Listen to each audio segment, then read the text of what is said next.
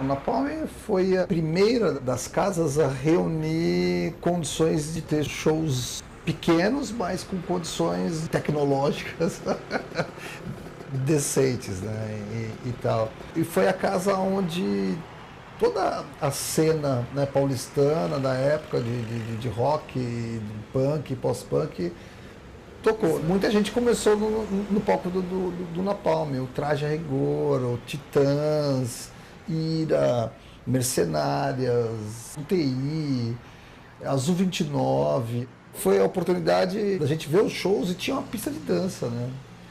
E tinha aquela união da pista com o vídeo, que era uma novidade, né, cara? Então você dançar vendo o vídeo do seu artista preferido sendo exibido, né? O Napalm, ele teve uma vida curta, mas intensa, né? Ele foi, assim, um ponto de partida daquela geração da década de 80 do rock brasileiro, né? O Legião fez o primeiro show lá, Plebe Rude tocou lá, e hoje, infelizmente, virou um estacionamento, né?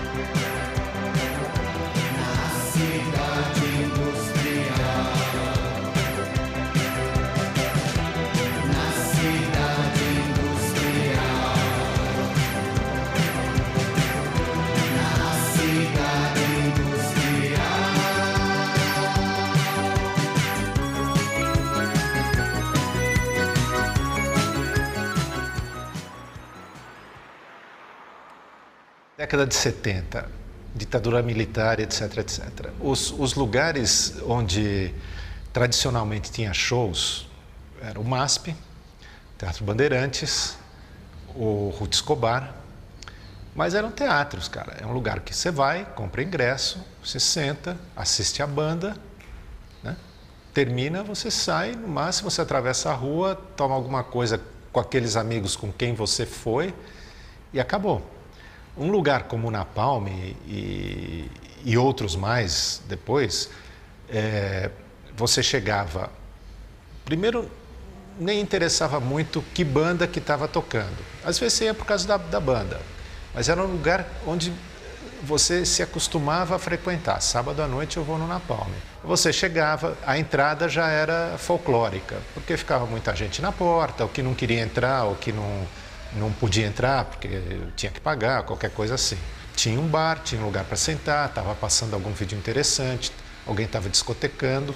E quando terminava o show, a banda descia e estava lá. Então, se você conhecia, você conversava, se você não conhecia, era uma chance de conversar. Esse tipo de interação no Teatro Bandeirantes ou no MASP, ou no que quer que seja, não tinha. Olha, o Ricardo Lobo, a primeira vez que eu vi ele, cara, eu vi ele filmando uns shows de punk, que naquela época, 82, tipo 83, ninguém tinha câmera de vídeo, cara. E ele já tinha uma puta aparelhagem de vídeo já.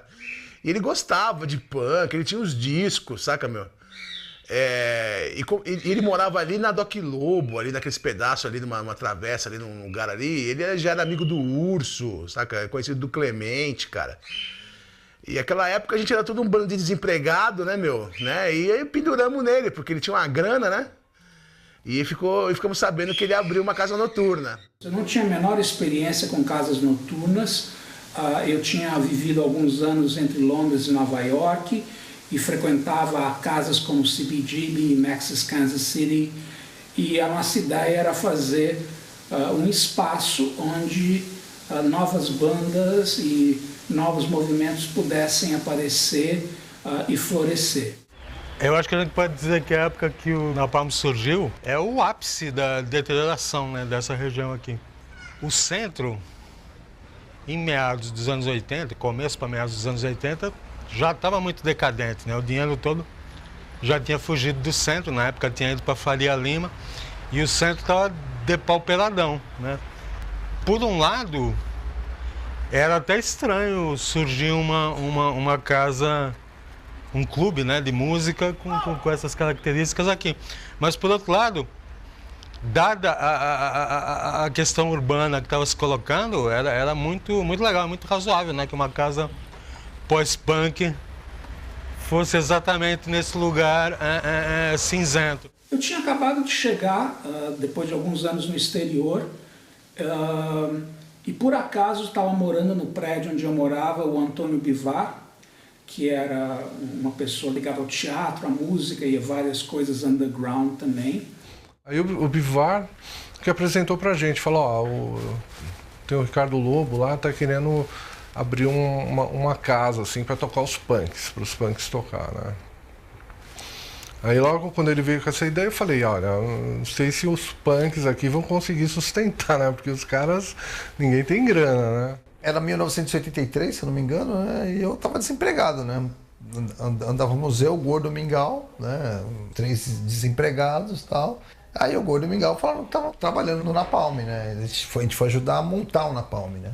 E tal. Então, a gente foi pintar, a gente foi, né, montar o balcão, a gente foi fazer o serviço mão de obra, né, de verdade mesmo, pôr mão na massa, né, e tal. E aí, quando o Napalm ficou pronto, meio que cada um tinha uma função lá dentro e tal, né, o Calegari pegou uma função, a Meire e o tal, os meninos foram ficar no bar e eu fiquei sem nenhuma, né.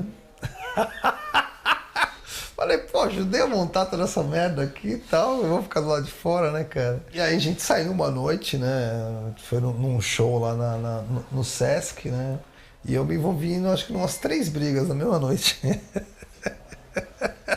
E o Ricardo Lobo tava junto lá, tal. Ele falou, pô, você podia ficar né, ser meio um coringa, meio na portaria, né, coordenando a segurança e tal. Eu falei, vambora. E praticamente quem fez o Napalm foi os punk, né? Da época que era o Ratos Porão Inocentes. A gente trabalhou ali, fez tudo, cara. Pintou, fez dedo de pedreiro, encanador, eletricista, cara. E o Ricardo pagava nós de almoço. Uma cervejinha, nós tudo doidão ali, né, meu? Pra nós tava beleza, cara. O material que a gente usou pra fazer o isolamento acústico, todo o forro, né, era coberto de papelão pro som não subir e não incomodar os vizinhos dos prédios do lado e tal. Meu, se aquilo pegasse fogo, ia ser o verdadeiro Napalm, ia fazer... Só ia ter tempo de nada, né? Deve ter sido no início alguma garagem ou algum estacionamento, uma coisa assim. Ela... não era como muitas casas naquela época de 2 ambientes ou de parte superior, não, era um andar único. Você entrava, logo que você entrava na casa, você já estava de lado para o palco, tinha uma pequena pista, aí tinha um balcão de bar e tinha um fundinho com algumas cadeiras, onde hoje as pessoas talvez chamassem lá de lounge, né? Atrás do palco tinha uma parte onde ficava o DJ e uma espécie de camarinzinho. Havia algumas casas que eram elitistas e havia as casas de periferia, que eram para gente mais pobre. E o Napalm procurava ser uma casa onde todos pudessem se encontrar. Havia gente muito rica, que é o Napalm, e a gente muito pobre, que é o Napalm, e a gente não discriminava por classe social. O que a gente fazia era criar um espaço para que se pudesse mostrar novos trabalhos e novas tendências.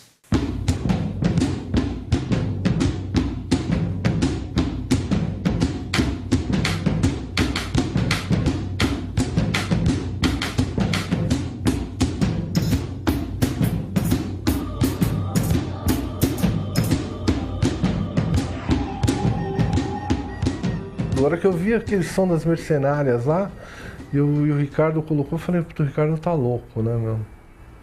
Mas o Ricardo, pô, ele tava muito à frente, né? Ele já tava entendendo o que as mercenárias estavam fazendo ali, né? Eu, pra mim, olhava aquilo e falava...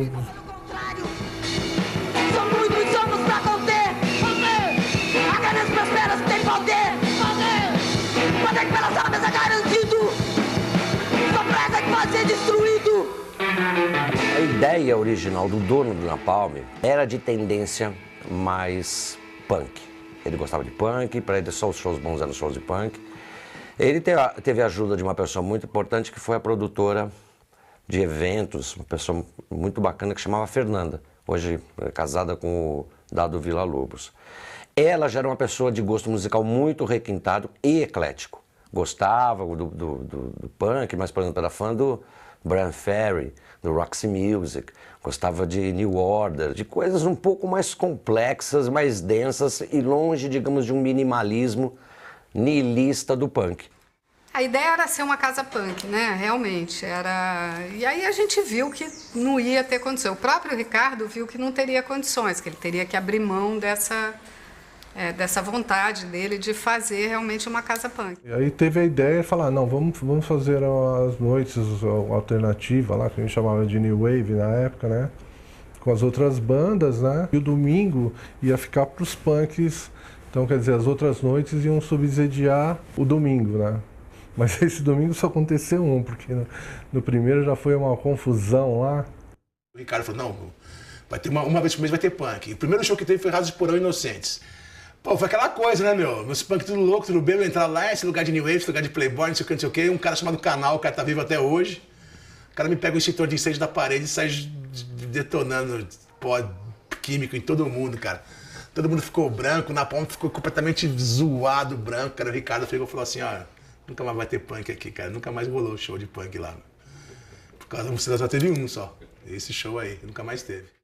Na verdade, não foi nada demais, né? Mas... Cara, é porque o punk praticava autossabotagem o tempo todo, né? Entendeu? Então é difícil. Então você vai querer ter um lugar legal para as bandas tocarem. Ninguém tá pensando em preservar o lugar. Tá pensando em se divertir, encher a cara e tretar um com o outro, né? Então isso tornava tudo inviável, né? E não eram todos os punks, mas era uma minoria que causava muita confusão. Causava um estrago gigantesco, né? E o Inocentes acabou ali. Foi o último show do Inocentes, daquela fase hardcore. Ali começaram a chamar a gente traidor do movimento, porque a gente estava tocando no Napalm, que era uma casa burguesa. Ó, burguesa, que é Napalm, né? Falei, nossa, mas ele tá tocando um Pachá, né? No Pink Elephant. O Ira, nos primeiros shows, fez pôsteres e fez cartazes dizendo que era uma banda punk. E eles foram avisados que eles não podiam fazer isso, senão os punks iam aparecer e bater neles. Eles foram avisados, né? E, claro, pararam de usar o nominho punk, né? Grite a multidão!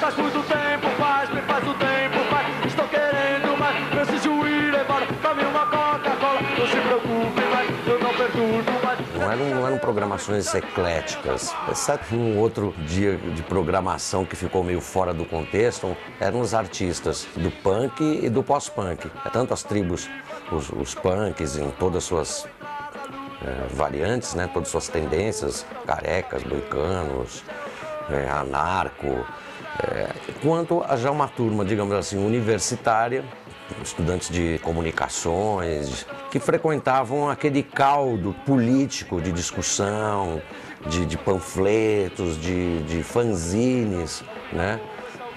Tudo era muito radical lá. O Napalm não era só radical lá dentro, era fora também, assim como o Madame Satã.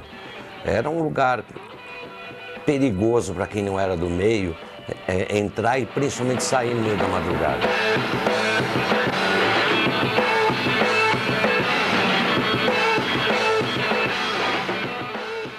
Foi uma casa com uma tendência punk, mas que na verdade começou a juntar lá outras tendências, digamos, de uma música paulistana de vanguarda, de uma música paulistana de política, né, por pressuposto.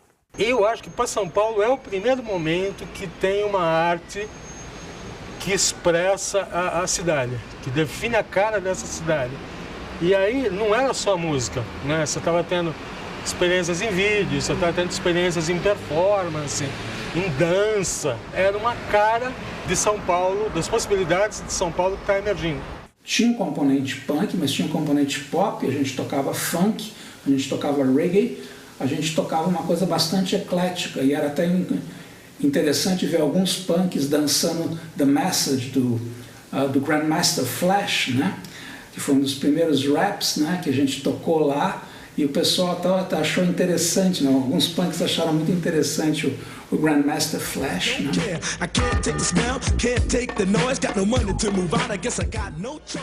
gente estava acostumado a ver as bandas punks tocando, que eram muito toscas, né? E no Napalm a gente eu aprendi muito, né? Que existiam sonoridades diferentes.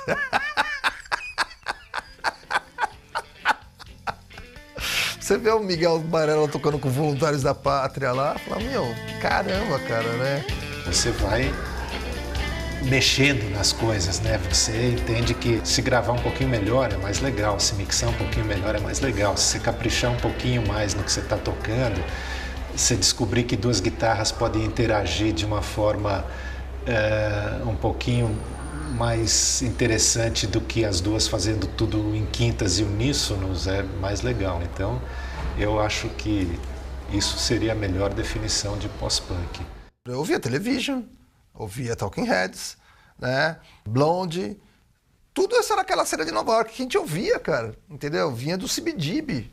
Né? Pra gente, Talking Heads, eram aquelas bandas que permeavam, estavam ali, tinham um tipo de postura diferente, faziam parte daquela ruptura do rock da década de 70 para a década de 80, mas não eram necessariamente punks, né? E a gente ouvia tudo isso, cara. Ouvia tudo isso. Pra mim, o pós-punk, eu sinto bater na minha cabeça como uma martelada, cara, quando eu ouço Cure pela primeira vez. O Cure, pra mim, é o divisor de águas, cara. O Boys Don't Cry. O primeiro disco do Cure que eu comprei foi em 1979, né? Que é o Three Imaginary Boys, que é um trio. Eles eram um trio ainda, uma banda alternativa. Não tinha uma foto dos caras na capa, né? A capa é uma geladeira, um abajur e um aspirador. E eu fiquei anos sem saber a cara dos caras. É aquela coisa muito moderna pra nossa cabeça. E nós, tudo troglodita, hardcore, cara, a gente achava tudo uma bosta, né, cara? No Napalm eu havia um encontro do proletariado, né, da freguesia do Rocha com a classe média alta que frequentava o CRUSP. O CRUSP não, frequentava a ECA, né? Os intelectuais da ECA finalmente encontrando a classe trabalhadora. Acabou assim, a gente vendo uma alternativa, falou, pô, dá pra fazer alguma coisa legal, né? Sem ser o punk, assim, que era uma coisa que estava surgindo. E a gente começou a ouvir Joy Division. Isso daí começou a ter uma influência, né? O Echo and the Bunnymen, até a U2, o comecinho do U2. O Mingau pegou e abandonou o Ratos, né, cara? Aí ele foi lá, cortou o cabelo e foi andar com o Ira. Ele queria fazer esse tipo de som, queria ganhar dinheiro, cara. Falou, meu. Aí, sabe, esses povos aí, tipo... do 365, Mirão, a pessoa que era do Lixo Mania também, cara. Tudo virado post-punk, dito rock paulista, né? Aí depois eu que sou o traidor do movimento, tá ligado?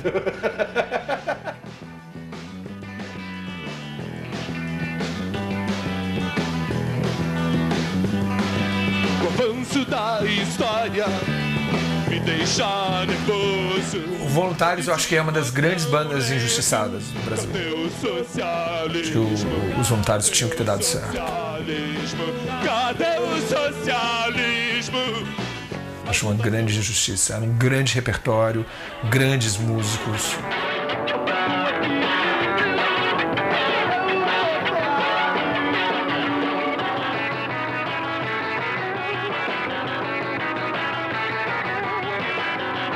Eu lembro conversando com o pessoal dos Voluntários, eles tinham uma impressão, um sonho. Eu acho que era muito dessa coisa meio estruturalista, marxista, né? De achar que eram etapas, né? E que a próxima etapa era um som daquele, sofisticado, politizado, tomar as rádios. E eu lembro de que os caras tinham isso, que é bacana, mas que realmente tudo mostrou que não, né? Essa geração agora do início do século XXI, de Franz Ferdinand, de Kaiser Chiefs, várias coisas, tinham aquelas influências que a gente tinha, né? The Cure, Gang of Four, etc e tal, né? Mas olha quanto tempo, talvez os Voluntários da Pátria tinham que ter esperado para esse tipo de som, para ter chegado no rádio, demorou 30 anos, né? A gente faz filho e não consegue criar, a gente perde grana e não consegue pagar. Inútil, a gente somos inútil. Foi o primeiro lugar que eu passei a frequentar todos os dias que abria. Eu vinha absolutamente todos os dias. E isso me criou um problema com o Ricardo Lobo, que é o seguinte, eu não tinha dinheiro para frequentar, para pagar a entrada todas as vezes, né? E na verdade eu acabava não pagando nenhuma, porque a Fernanda, que era hostess, me oferecia convites e eu vinha sistematicamente. Eu acho que ela tinha mais o conceito das pessoas que eram a fauna da casa. Felizmente eu estava nessa cota, mas o Ricardo Lobo ficava puto da vida de saber que eu entrava todo dia de graça, mas ou era isso ou eu não vinha. O que ia ser extremamente desagradável. Porque as pessoas estavam lá para conhecer coisas novas. Elas não estavam lá simplesmente para referendar o que elas já conheciam. Essa era uma grande diferença. A pessoa que ia para o Napalm, ela ia aberta para uma experiência numa noite. Então a noite era uma aventura. Quando passava os vídeos, atraía muita gente mesmo. Então, acho que a primeira vez que a grande maioria teve contato com Joy Division foi com os vídeos dele. Vídeos da Divine, Pink Flamingos, coisas que não existia a menor possibilidade de você ver em cinema, em lugar nenhum. Não tinha YouTube, não tinha internet, não tinha essa facilidade, né? Os clubes eram importantes por si só. Você ia ao Napalm para ficar lá a noite inteira, se embebedar com os teus amigos, e você sabia que sempre, toda noite, ia ter uma banda legal. E melhor ainda se você não conhecesse a banda. Era mais legal ainda. Aí é que tá. Isso é uma coisa que talvez não tenha deixado de existir. Cara, o vídeo que mais passou no Napalm foi o Urg, cara. O Urg passava todo dia, cara. Eu tinha o Dead Kennedys no meio ali, né, meu? Tinha aquele Klaus Nome, que foi o grande nome da época. Falou, foi esse cara. Interessante, era uma efervescência cultural, né? Um monte de novidade aparecendo assim, cara. E você ficava lá, no balcão, tomando uma cerveja, conversando, né? Mesmo flertando. Se bem que era perigoso flertar com as punks. Tem uma história engraçada. Uma vez eu fiquei com uma mina punk e eu entrei com ela num desses hotéis de 8ª categoria, né? Então ela virou pra mim e falou assim, nossa, eu pensei que você era gay, que você era viado. Não, por quê? Eu falei, não, porque os punks falam isso. Aí... eu acho que não sei, eu acho que para os caras para fazer, olha, né, tocar um tipo de música que seja um pouco menos agressivo que o hardcore já é, né? E aí, pô, 3 semanas depois eu cruzo essa mina com a cara toda retalhada, porque ela teve uma discussão com uma outra mina punk que deu uma surra, que atacou ela com navalha. Quer dizer, era meio esse o clima.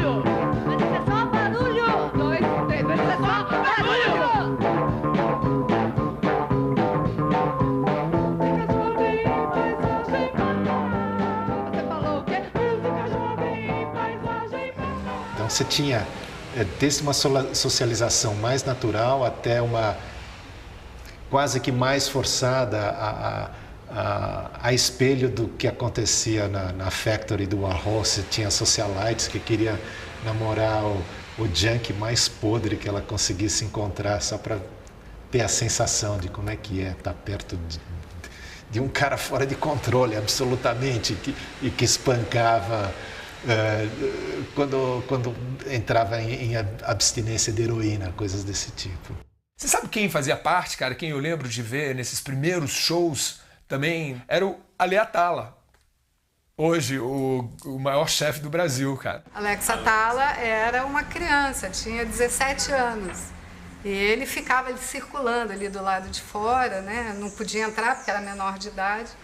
Mas a gente sempre dava um jeito, botava ele para dentro, dava uma cerveja para ele. Eu me lembro que tinham dois travestis punks incríveis, que era a Formiga e o Frágile, que dublavam naquelas casas de travesti, né? Que uma fazia Elba Ramalho, com aquele cabelão, a outra dublava Shirley Bassey, não sei o que, e um dublava a Patti Smith. Patti Smith, Formiga. A Formiga, que era desdentada, magra, era uma loucura, e fazia uma dublagem da Patti Smith nessas boates, as mulheres todas de paetê, e ela, assim, completamente rasgada, era um travesti de rua, na verdade. era o resultado de ser uma casa onde as pessoas estavam livres. Então era uma zona franca o Napalm. E você precisava ter muita coragem para ir numa zona franca, porque não era um lugar onde todas as regras estavam estabelecidas. E lá eu vejo o show de uma banda carioca chamada Rapazes de Vida Fácil, que eu sinceramente acho meio bizarro. Falo, que cato é isso, sacou, cara?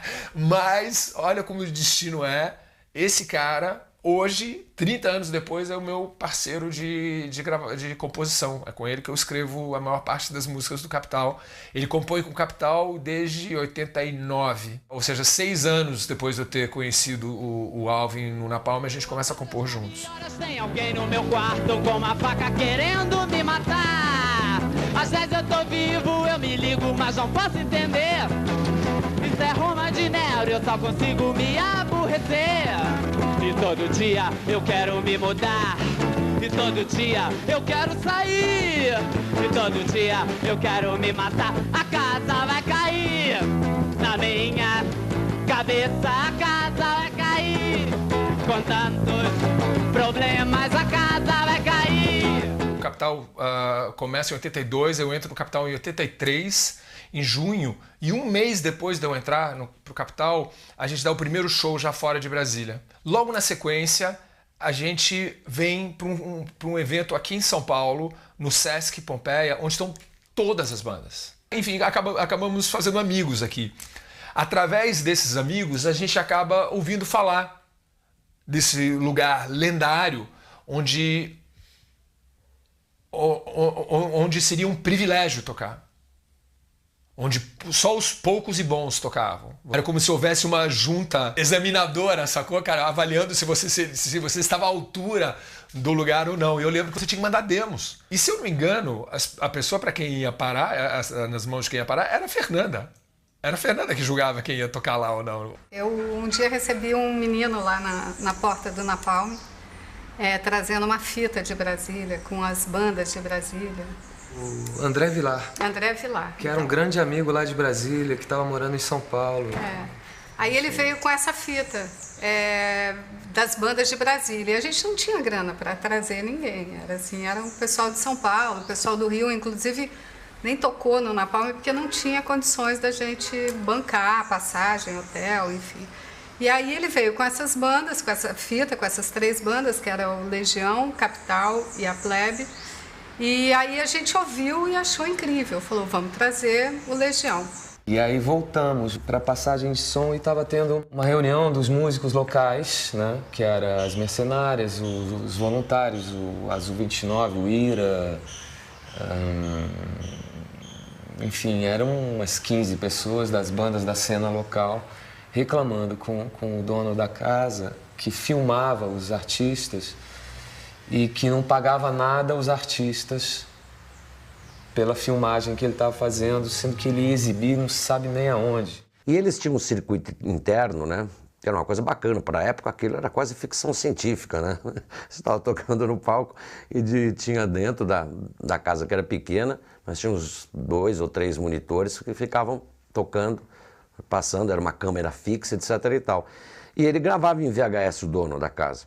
O negócio do Ricardo era documentário, ele queria ser um videomaker, o objetivo dele era esse. Então ele queria filmar essas bandas e não podia. Porque a gente chegava fazendo show, chegamos para ele, pô, você tem essa cópia, pô, você pode nos dar uma cópia?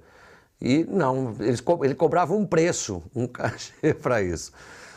Chegou uma hora que a gente começou a se reunir, as bandas, chegamos, eu lembro muito de ter conversado isso com vários, inclusive com a própria Legião, e falei, então você não filma, por favor. E a gente ali no palco, né, esperando para passar o som, olhando esses caras, aí eles decidiram que não podia mais filmar se não pagasse. Aí a gente, estrangeiros, a gente teve que se juntar à nossa classe, né, os nossos companheiros, enfim, os músicos. Então era o começo do vídeo e a gente usava o vídeo de uma maneira também underground. Isso não eram gravações para serem comercializadas, para serem vendidas, eram gravações que a gente fazia simplesmente para ter como registro. Algumas bandas entenderam mais isso, outras entenderam menos. Mas aí a gente resolveu, não, legal, não pode filmar? Não pode. Falei, beleza, não filmaremos. Não vamos deixar filmar. A gente achava que aquilo era só o circuito interno já sendo passado, né?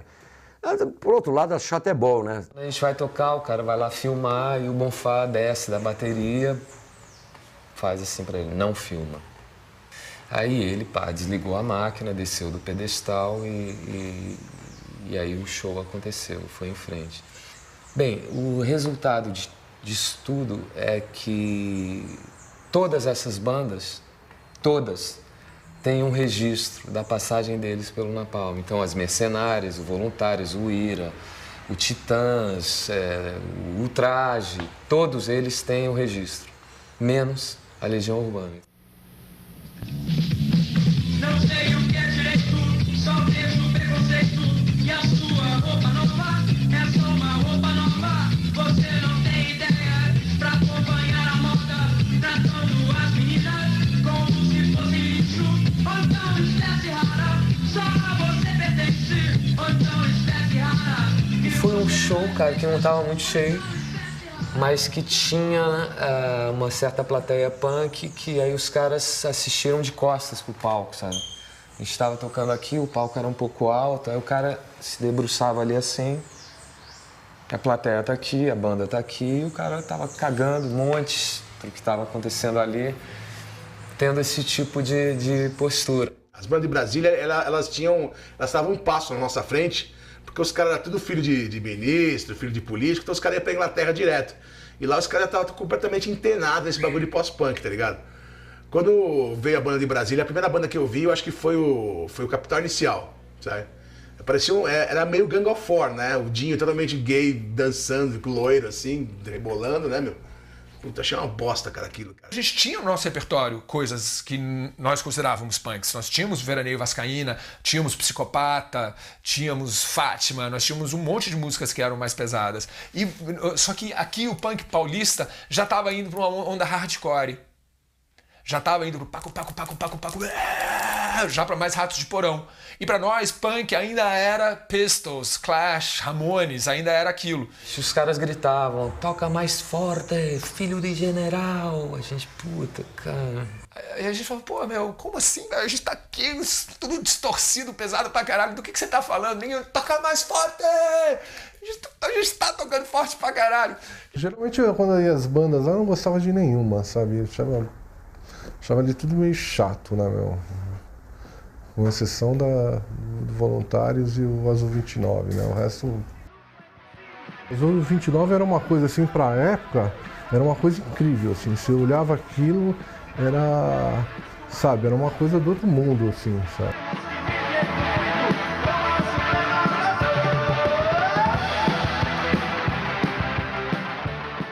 Lembro também de quando os Titãs tocaram lá, que foi uma coisa já mais surreal, né? Porque os Titãs viviam naquele momento que eles faziam uma mistura de tropicalismo, com rock, com música jovem guarda e até com coisas do brega, né?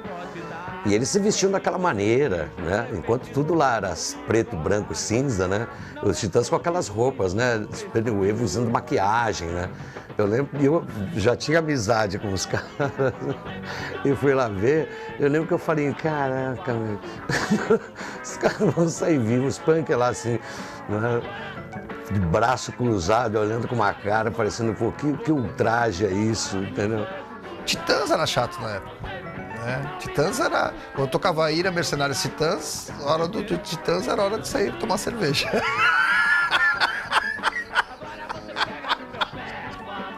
Imagina, todo mundo querendo ouvir, né, Santa Igreja, né, Pobre Paulista, entra o Titãs tocando Sonífera Ilha.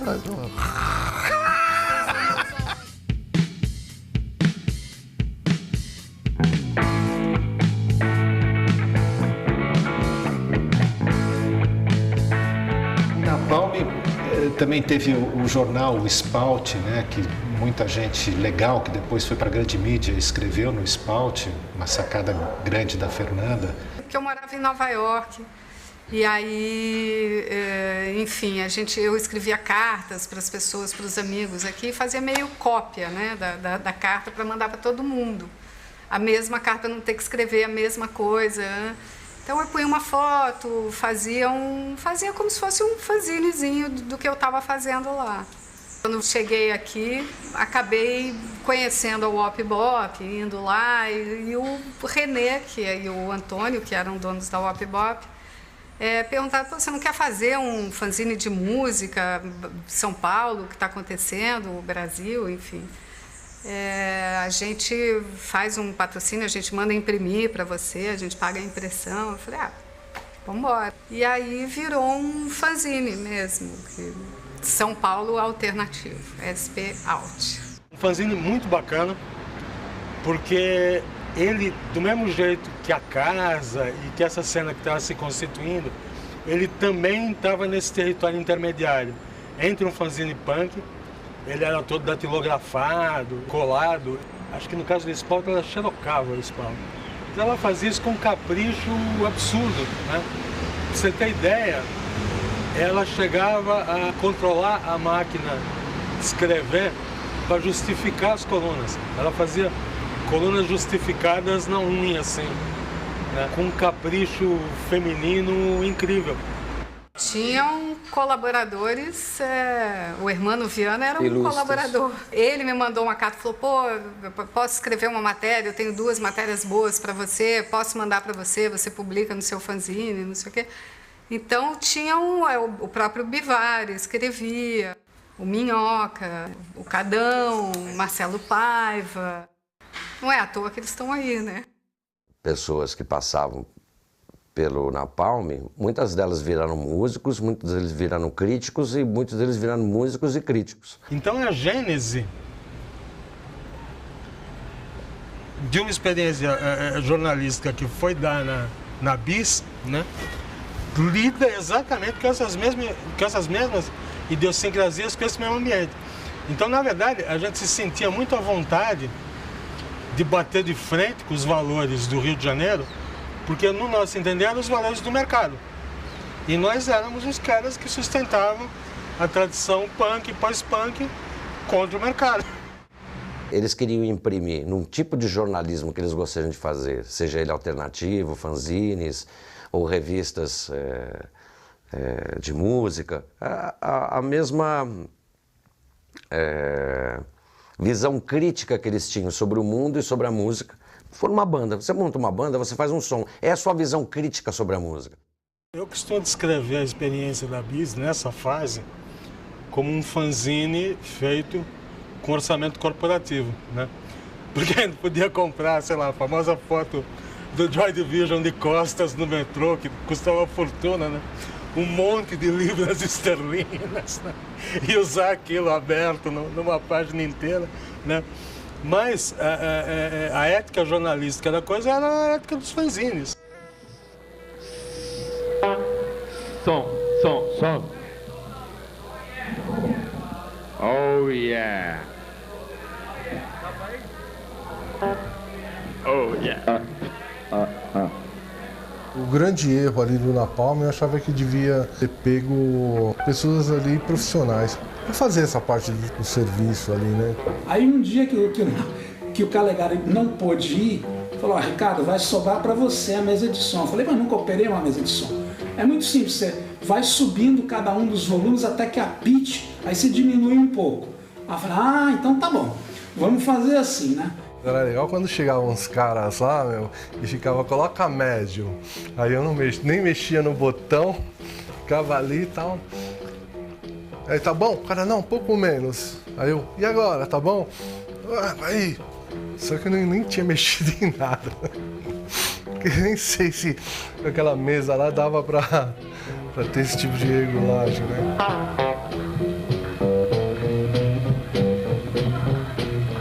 Sábado à noite, dia de festejar. E lá vou eu pro chuveiro para um banho tomar. No meio do banho o sabonete me cai, a luz toda se apaga e eu pelado a pensar: alguém se esqueceu de pagar a minha conta da Light. Quem foi infeliz que não pagou a minha conta? também que seja um defeito da loja. Oh yeah! Sabe, tudo bem, se colocar um cara lá pra ser DJ é uma coisa, né? Agora o cara ficar tomando conta de caixa, tomando conta de portaria, bebida. O Napalm nunca foi uma empresa, eu nunca quis me tornar um empresário da noite. Mas basicamente o Napalm foi um experimento coletivo. A gente tinha uma certa revolta com o Ricardo, cara, porque ele meio que explorava a gente, tá ligado, cara? Então eu e o Urso, a gente começou a roubar ele, cara. Sabe? Como que ia ser feito o pagamento lá? Acho que era um salário mínimo para cada um por mês e depois ia ter um tanto de lucro que ia ser dividido, né? Que nunca aconteceu, porque aquilo lá nunca deu lucro, né? O pessoal estava envolvido no projeto da casa e estavam querendo trabalhar e precisando trabalhar e ganhar dinheiro, por que não, né? Então também não eram pessoas convencionais, não havia garçons, não havia gente, né, toda bem vestida. Alguns clientes de classe mais alta às vezes reclamavam um pouquinho do tratamento, que não era exatamente Vossa Majestade, né? Mas no frigir dos ovos eu acho que foi uma boa ideia. Eu acho que deu para casa um sabor diferente e ajudou a criar um clima também lá dentro. Eu lembro lá que tinha uns caras lá que os caras davam bebida, né, meu? Ficava com os punk lá no bar, lá era colocar a raposa pra tomar conta do galinheiro. A gente via lá os caras lá dando, não tava nem aí. Ele não pagava a gente direito, cara. A gente trabalhou que nem escravo lá, pagou nós em rango em PF, cara, saca, meu? Aí chegou na hora de receber lá, ele dava uma graninha, mas uma puta graninha de merda. Aí, meu, a gente fez conchavo com segurança, os caras fizeram um rolo com a gente, cara, que era o seguinte, meu. Eu e o Urso, a gente revezava na portaria do Napalm. E quando era eu na portaria, eu dava, era de canhoto, né? Os caras enfiavam a entrada na urna. E os caras pegavam, de vez em entrar na urna, eles voltavam o canhoto pra mim. Então, o mesmo canhoto você vendia 2, 3, 4 vezes. Saca, meu? É muito fácil, eu quero dinheiro, mano. Você quer, mas precisa ver se o negócio paga, né? A gente começou a roubar o coitado do Ricardo, começamos também a meio que vender droga lá dentro. Vender droga lá dentro, aí o Ricardo começou, não é trouxa, né, meu? Viu que o bagulho lotava e não dava grana, né, meu? E até que um dia ele chegou. Até hoje eu sou meio puto com o Calegari e com a Meire. A Meire até perdoei, que a Meire o Calegari não vi mais, cara. Mas eles pegaram um fumo meu que tava lá escondido e entregaram pro Ricardo, cara. Falou aqui, ó, o que o Gordo tá fazendo aqui, ó. Falou. Aí ele mandou eu embora, cara. Não adianta nada. Vocês ficaram reclamando do mundo e gritando, vindo aqui na sexta, sábado à noite, e depois ficar assistindo televisão sem fazer nada. Falou? Tem muita coisa aí acontecendo e é preciso abandonar essa mentalidade pequeno-burguesa de banda que vem aqui tocar e diz que a música delas não vale a Nicarágua. Eu queria dar um alô pra vocês. Vamos maneirar um pouco aqui dentro do teatro, nessas brigas que tá tendo aqui dentro. Já teve vários prejuízos pra mim, que é da peça, certo? Agora estão colocando fogo em papel. Gente, vamos colaborar com isso daí. Brigar? Cara, junto um bando de homem, e pouca mulher. No final da noite ele tem que agarrar alguém, vai agarrar um cara que tá do lado dele e vai dar as porradas. Claro, é uma violência meio encenada, mas ela, no limite ela quebra algumas coisas, né? Que é essa encenação toda do punk, da explosão de agressividade, que se mantém mais ou menos sob controle. Mas se você começa a quebrar peças físicas do ambiente, é óbvio que você vai ter um... Eu lembro, na época a gente fez uma noite punk no centro acadêmico da ECA, USP, e os punks também destruíram o banheiro, arrancaram os mijadores e tal, as pias, né? Era um excesso de energia que era gasta assim. Ali dentro existia muito esse radicalismo, sabe? Eles eram realmente... Então, chegava a turma da Carolina, não podia encontrar com a turma do não sei aonde, que não podia ver não sei quem. Então, super tenso. Tinha uma rixa entre um grupo, uma ganguezinha de heavy metal, de caras que usavam uma jaqueta de couro, até um heavy metal meio diferente do de hoje, sabe? Eu não sei, deve ter algum pano de fundo com alguma mulher lá também, contra os punks, né? Eles se pegavam muito, se pegavam no centro da cidade, né? Isso aí é umas puta pau horrível, cara, saca? Inclusive dentro da Palma, isso é umas puta briga dos metaleiros playboy lá da Vila Boim contra os punk lá do Zona Norte. Porque a gente estava acostumado com os caras do heavy metal que eram meio bundão, né? Cabeludo, bundão. Aqueles caras, eles tinham cabelo curto e estavam ouvindo umas bandas novas, tipo Metallica, Slayer. Eles gostavam de um metal mais nervoso. Até hoje eu vejo os caras por aí, os mesmos metaleiros, os caras eram tudo polícia, esses caras aí, cara. Esses metaleiros nessa época viraram tudo polícia, cara. Sabe esses polícia que é meio ladrão, meio polícia, que é cheirador e tal? Então é todos esses caras aí, cara.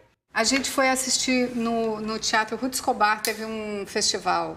E a gente, fui eu, o Dado, Flávio Coker, que a gente saiu de lá e descemos a pé a Rua dos Ingleses, ali, um lugar vazio, meio deserto, assim, a gente veio descendo a pé. Nisso, vem um carro, passa por nós, freia e começa a dar ré. E nisso descem os metaleiros, eram 3 trogloditas, jaqueta preta, não sei o que, e com uma barra de ferro na mão, assim.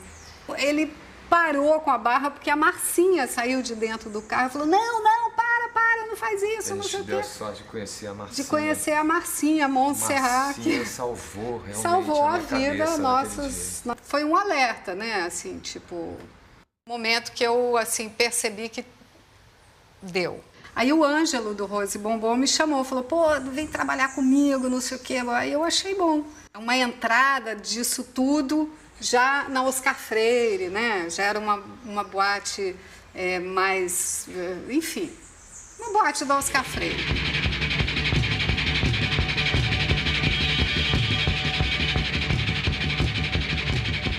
Dava pra ver que não estava se sustentando, né? Foi uma decepção, né? Que a gente achava que aquela coisa que ia deslanchar, sabe? Todo o rock nacional dos anos 80 tocou ali, né? E aí você vê que a coisa não se sustentava. Eu acho que estrategicamente foi interessante o que o Ricardo fez de fechar a casa. Aliás, ele não fechou simplesmente a casa, ele lançou um manifesto e fechou a casa em grande estilo no momento em que ela estava em total ascenso, né? Então foi muito performático da parte dele. Acho que o cara acabou se inserindo na história do pós-punk de São Paulo da maneira mais magnífica possível, né? Porque ele teve uma noção de timing sensacional, né? Uma noção urgente, né, cara? Ele pensava as coisas com uma urgência inacreditável, né? Tanto do jeito que ele abriu quanto do jeito que ele fechou, né? Foi assim, que é isso? Né? Foi, né? Não, a gente anunciou que era a última noite. Foi uma noite muito cheia, muita gente. E você imagina que todo mundo sabia que era o último clímax, né? E foi uma noite das mais intensas que aconteceram no Napalm, justamente por causa disso que todo mundo sabia que depois disso não ia ter mais. Já corria nos meios que ia ter quebra-quebra. Eu, como não gosto de encrenca, não fui. Então eu não sei, eu não presenciei, eu ouvi, não, que teve tiro do lado de fora, que teve coisas desse tipo, que é muito, muito desagradável. Eu mesmo estive presente no último dia do Napalm, arrebentaram o Napalm com direito a tiro, não sei como não saiu, foi muita sorte ninguém ter levado uma bala perdida, coisa parecida. E o pau começou a comer, foi cadeira, mesa voando para todo lado. Eu não sei como não fazer, eu vi umas 2 passando assim, fazendo vento na minha testa, assim, tiro para cima, quer dizer, foi assim que a casa acabou. E aí, isso é uma puta treta, né? Então, e aí tinha um deles lá que estava quase morrendo lá e eu entrei na treta para poder apartar, né? Porque eu trabalhava no Napalm e fui salvar o cara. E aí meu dedo ficou tortinho, assim, no meio dessa treta. Mas o cara saiu vivo. Os caras se esfaqueando, cara. Os caras com jaqueta importada que não fura. Os metaleiros, né, boy, Com as jaquetas sintéticas que não fura, cara. Os caras metendo o canivete do cara e não furava a jaqueta do cara. Dei papai de facada, o cara não furou a jaqueta, meu. Eles não destruíram toda a casa, isso também é um exagero muito grande, né? Nós entregamos a casa para o proprietário inteira, não foi dessas proporções também o tumulto que teve lá dentro. Me lembra que eu toquei um clipe do filme Apocalipse Now, do Coppola, né? Com aquela cena dos helicópteros que passam com a música do The Doors, que não era punk por acaso, né? Mas os punks respeitaram muito a música do The Doors naquele contexto, né? E o The End com Jim Morrison. Enfim, uma época que teve começo, meio e fim. Foi rápido, mas tem que ser rápido, senão apodrece, né? Ficamos eu, o Urso, o Mingau, o Gordo, o Calegari, a Meire, o Tonhão, que é baterista do Inocentes, virou baterista do Inocentes também, que trabalhava lá e tal. A gente ficou tudo lá e tal, e a gente já tinha fechado a casa, a gente misturando a bebida toda. E pegando com canequinha e tomando, e conversando, e chapando. Isso era 6 da manhã, né? Acabou na palma. Mas foi divertido, cara. Foi bem divertido. Pô, era legal pra caramba também o...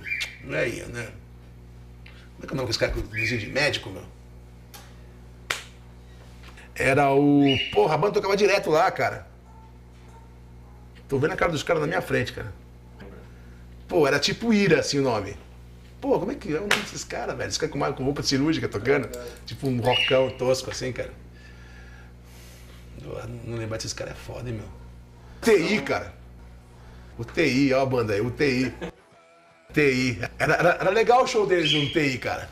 Tipo, mas não era punk, não era, tipo, não tinha onda os caras. Os caras só se vestiam de médico.